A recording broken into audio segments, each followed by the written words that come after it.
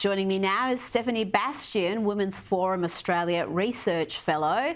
Let's start with this story out of the US. A transgender high school runner, a biological male identifying as female and racing against real females, has been booed as he crossed the finish line in first place in the girls' 400-metre sprint, taking out the Oregon Track and Field State Championships.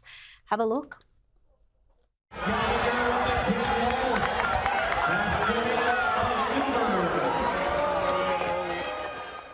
Stephanie, it's a massive slap in the face for those girls who have trained and sacrificed for years to reach that level. Absolutely, and you can see the response on the field that people are just more and more aware and they're starting to call it out. That's exactly what the booing is. And I have to say, I really appreciate journalists such as yourself calling out your peers when they misrepresent. I saw a tweet last week from the Daily Mail where they said that he was winning, a woman winning the race. No, he was a man cheating. And so I think it's really helpful that we have this being called out in the media and that more and more people are aware of it. It's very frustrating though, because Australia really does need to have some action on this.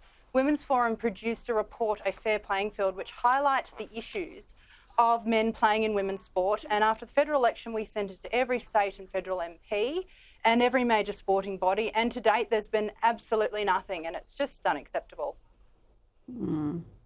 It is, and just a reminder to folks of the gap between male and female athletes, particularly in things like the 400 metres. I'm reminded of this stat from a few years ago. The fastest female sprinter in the world is American runner Allyson Felix. This is from Amy Alcon. A woman with more gold medals than Usain Bolt. Her lifetime best for the 400-metre run is 49.26 seconds. Based on 2018 data, nearly 300 high school boys in the US alone could beat it. So the gap between men and women is that wide, and that's why it's so unfair on those girls to train so hard and to have someone who's come in identified as female and beaten them. Now, we know this ideology most impacts girls and women and infringes on their rights. But it's also undeniable, Stephanie, that it's women who are most supportive of the trans agenda. It's not just young women. Listen to this, grandmother. How old are your granddaughters? They are 6 and 8. Would you support them to get hormone blockers to become the other gender? I would absolutely support them to get hormone blockers. The idea of one of my granddaughters learning that they're going to start having their period if they don't get their hormones blocked, even though they're identifying and portraying as a male, how horrible that would be. So yes, definitely. If your granddaughter came to you and wanted to get a tattoo, what would you say? That would be more difficult. I always told my 3 sons the one thing I ask is please don't get tattoos. Really? Why tattoos? There's just something so permanent about it. Permanent? It's pretty permanent. It's very difficult to get them lasered off or removed. You don't think it's like permanent to change your gender? Yeah, you're old enough to know better. Stephanie, how do we address this issue? Because the polling and just you look at who backs this agenda, and it's far more likely to be women who are going to be disadvantaged by it. How do you make them aware of the full consequences of what they're embracing? Look, I think there's different reasons why women are more supportive. We are certainly the gentler sex, we care.